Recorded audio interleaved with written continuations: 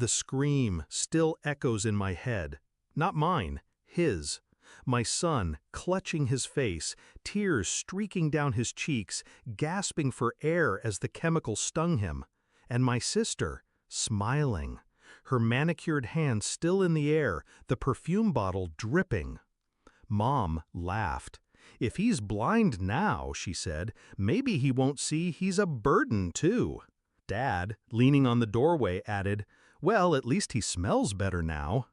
The room went still, except for my boys' whimpers.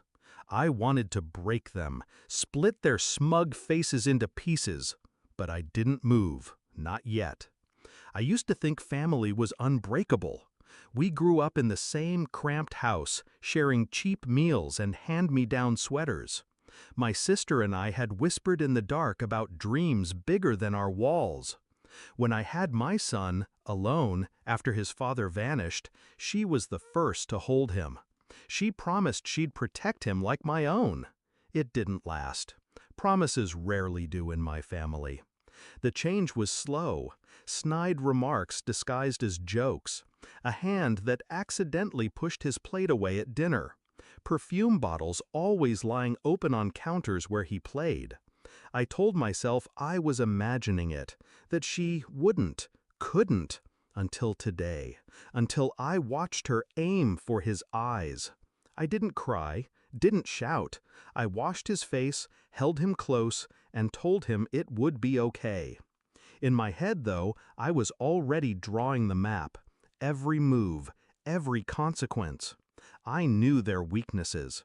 Mom's dependence on her monthly disability deposit. Dad's addiction to gambling.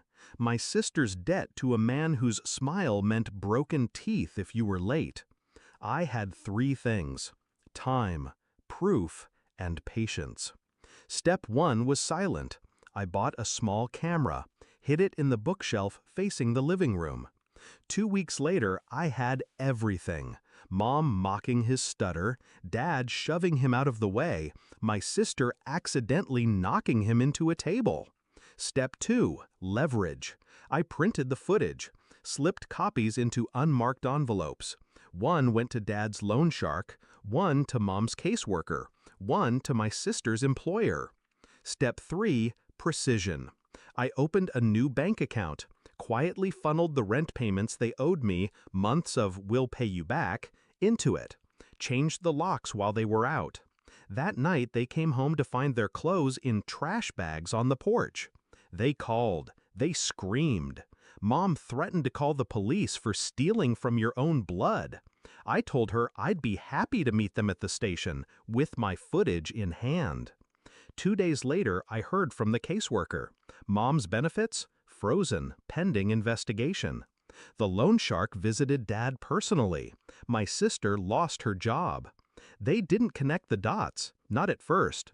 They thought life had just turned on them. It wasn't until the letter arrived that the truth began to dawn. It was a court summons, a custody hearing, filed by me against them. They laughed when they read it, I'm sure. They thought I was accusing them of something I couldn't prove. Then they walked into that courtroom. Then they saw the video. The still frames of my son's swollen eyes. The audio of their laughter.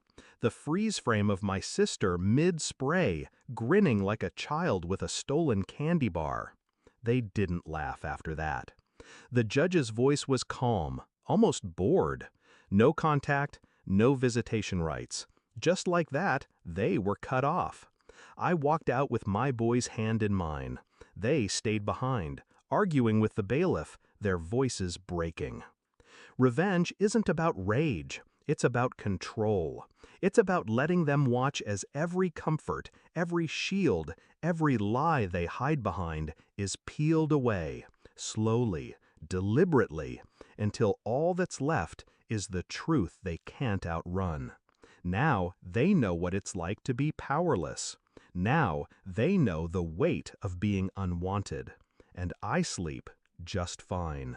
Because justice doesn't always wear a badge. Sometimes it wears a mother's smile.